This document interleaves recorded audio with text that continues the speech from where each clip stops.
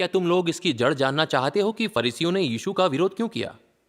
क्या तुम फरीसियों के सार को जानना चाहते हो? वे मसीहा के बारे में कल्पनाओं से भरे हुए थे और उन्होंने केवल इस पर विश्वास किया कि मसीहा आएगा, फिर भी जीवन सत्य का अनुसरण नहीं किया। इसलिए वे आज भी मसीहा की प्रतीक्षा करते हैं, क्योंकि उन्हें जीवन के मार्ग के बारे में कोई ज्ञान नहीं है और नहीं जानते कि सत्य का मार्ग क्या है। ये फरीसी सार रूप से हठ धर्मी एवं अभिमानी थे और सत्य का आज्ञा पालन नहीं करते थे। परमेश्वर में उनके विश्वास का सिद्धांत था, इससे फर्क नहीं पड़ता कि तुम्हारा उपदेश कितना गहरा है या तुम्हारा अधिकार कितना ऊंचा है। जब तक तुम्हें मसीहा नहीं कहा जाता, तुम मसीह नहीं हो। क्या यह सोच हास्यास्पद और बेतुकी नहीं है? फरीसी अहंकारी थे, सत्य से घृणा करते थे और जाने बिना परमेश्वर में आस्था रखते थे। प्रभु यीशु ने जो सत्य व्यक्त किया उसमें अधिकार और सामर्थ्य था, लेकिन लोग उसे नकार कर अपनी ही विचारों पर अड़ियल रुख अपनाए रहे, अपनी ही धारणाओं और कल्पनाओं को सत्य मानकर अंततः मसीह विरोधी बन गए और मसीह को अस्वीकार दिया।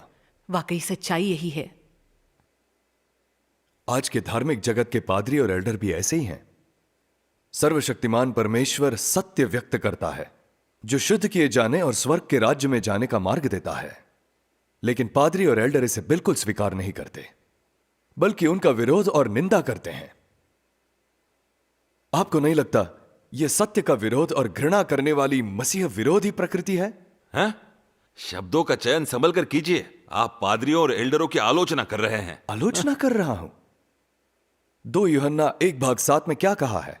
हाँ, क्योंकि गुमराह करने वाले बहुत लोग दुनिया में आ गए हैं जो नहीं मानते कि यीशु मसीह देह में आया है। यही गुमराह करने वाला और मसीह विरोधी है। और सर्वशक्तिमान परमेश्वर कहते हैं, जो लोग केवल यीशु मसीह में विश्वास करते हैं लेकिन आज के देहधारी परमेश्वर में नहीं, वे सभी निंदित किए जाएंगे। वे सभी बाद के दिनों के फरीसी हैं, क्योंकि वे आज के परमेश्वर को स्वीकार नहीं करते और वे सब परमेश्वर के विरोधी हैं। चाहे वे कितने ही समर्पण भाव से यीशु की आराधना करें, यह सब व्यर्थ होगा। वे परमेश्वर की प्रशंसा प्राप्त नहीं करेंगे। जो लोग कहते हैं कि वे परमेश्वर में विश्वास रखते हैं फिर भी उनके हृदय में परमेश्वर का सच्चा ज्ञान नहीं है, वे सब पाखंडी हैं।